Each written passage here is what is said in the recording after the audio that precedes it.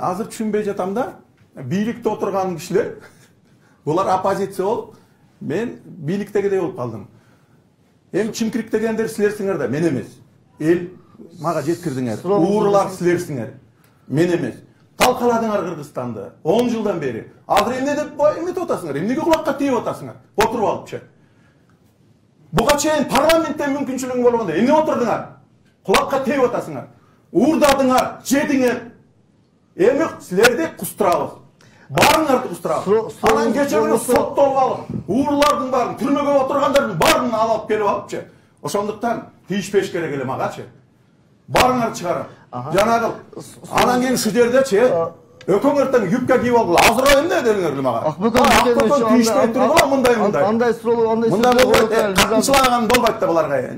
Жок, андай bir de akarat keltirdi. Janatan beri men bularga suroo bermey turam da, janatan beri meni aldap koyuştu. Suroo ver. Suroo beriңiz, urушпаңдар бирок. Suroo берсеңиz болбойт да.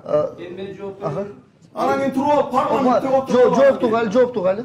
Биринчиден жалган сүйлөбөз. Мен сизден суроо берүү деп суранган да жок, сиз менен ал маселе сүйлөшкөнүм да жок. Биринчи.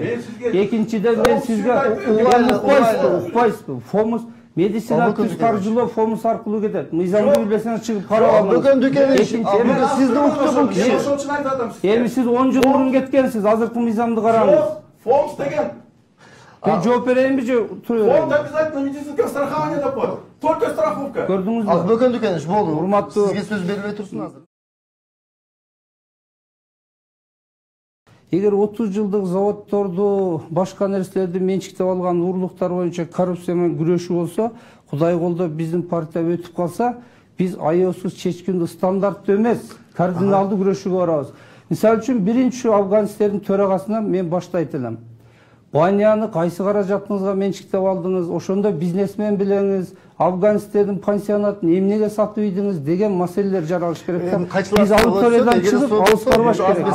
Жок, бул суроодо ошол каражаттар түшкөндө, бюджет толгондо мына карызды кутулабыз. 23-жылдан баштап бул оор маселе. Бирок биз ага аракеттениш керек. Да, биздин эл аралык мамилелер бар. Ошонун чегинде кызматташып турабыз. Ошон үчүн жоопкерчиликтүү бир баштуу бийлик системасын орнотуу бүгүн мезгилдин талабы. Биз азыр ушинтип эле кайчылаш суроого өтүп кетебиз. Эгер сурооңуз болсо, ошол баня тууралуу айттыңызбы? Анда суроо берем, только сиз тарынбайсыз. Бериңиз суроо. Ошон үчүн ошон үчүн жооп беришели.